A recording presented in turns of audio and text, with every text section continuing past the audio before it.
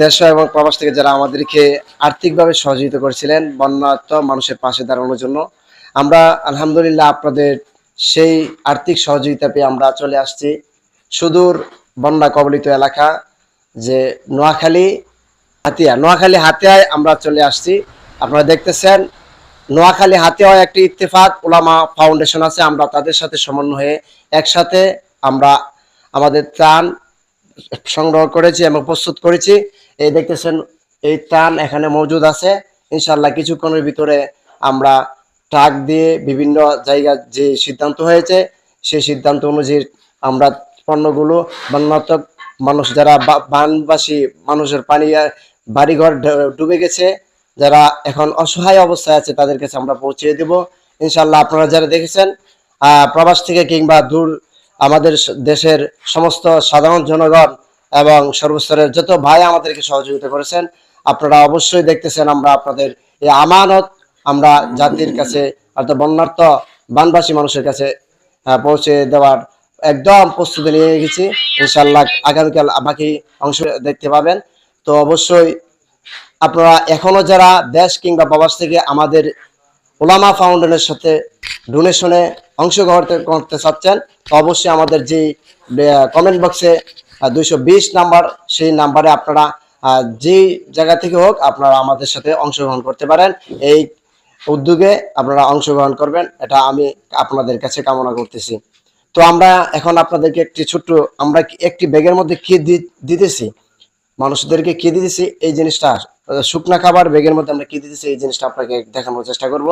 দেখেন এখানে আমরা ব্যাগের মধ্যে দিচ্ছি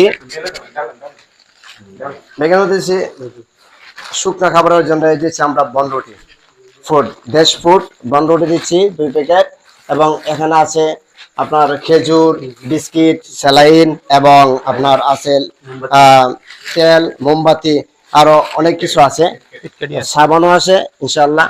তো সাথে থাকছে শুকনা খাবার মুড়ি, পুরো পর্যাপ্ত পরিমাণ একটা মানুষ একটা ফ্যামিলি যেহেতু খাওয়া যাবে এই পরিমাণ অনুযায়ী শুকনা খাবার দিয়েছে। তো আরো মজুদ আছে যে ইত্তেফাক উলামা ফাউন্ডেশনের সাথে যে আমরা একসাথে হয়ে আমরা কাজ করতেছি, এই কাজের আরো অংশ বাকি বাহিরে অনেক কাপড় মজুদ আছে, এই কাপড়ও তাদের কাছে পৌঁছানো হবে। আমরা দূর কিশোরগঞ্জ থেকে আসছি, তাদের ব্যবহারে এবং আচরণ আমাদেরকে মুগ্ধ করেছে তারা। তো অবশ্যই ইনশাল্লাহ আপনারা তাদেরকেও সহযোগিতা করবেন। তো ভালো থাকুন, সুস্থ থাকুন, বানবাসী মানুষের পাশে দাঁড়ান। অবশ্যই মানুষের জন্য, আর মানুষের সহযোগিতায় আমাদের এগিয়ে আসা দরকার। এখানে মোট প্যাকেট আছে 250, তো বিভিন্ন জায়গায় যাবে ইনশাল্লাহ। বাকিগুলো আপনাদেরকে আমরা জানাবার চেষ্টা করব ইনশাল্লাহ। এখনো যারা অংশগ্রহণ করেন নাই, আমাদের ডেসক্রিপশনে যে বিকাশ নগদ নাম্বার দেওয়া আছে এই নাম্বারে আপনারা যোগাযোগ করবেন ইনশাল্লাহ। সবার জন্য আমরা দোয়া করি। আমরা এখন আসছি রাত্রে, কিন্তু আমরা এখনো কোনো পরিস্থিতি দেখতে পারি নাই, কারণ অন্ধকার চতুর্দিকে। আর যতটুকু দেখেছি প্রচুর পানি, এই পানির কারণে হয়তো আজকে এলাকার শহর পর্যন্ত ডুবে গেছে। আমরা শহর দিয়ে আসছি, শহরের দিকে গাড়ি চলাচল করতে পারতেছে না। তো অবশ্যই এখানে বাংলাদেশের কোনো মিডিয়া ফোকাস করে না, এটাই হচ্ছে আমার সর্বোপরি বাংলাদেশ অন্তর্বর্তীকালীন সরকার ডক্টর ইউনূসের কাছে আমি সাধারণ মানুষ এই আবেদন করব যে আপনি 100 কোটি টাকা যদি দান করেন, দান করলেই হবে না। যে হাজার হাজার লাশ আমরা জানতে পেরেছি আয়সা, যে লাশ তারা দাফন দেওয়ার মতন পরিস্থিতি, তারা কিভাবে দাফন দিবে, লাশ নদী দিয়ে ভাসিয়ে দিচ্ছে।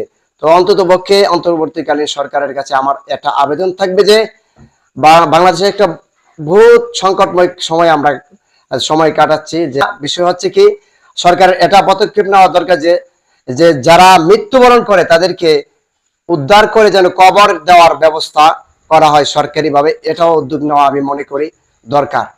তো এতটুকুই ছিল। সবাই ভালো থাকুন, সুস্থ থাকুন, বানবাসী মানুষের পাশে থাকুন।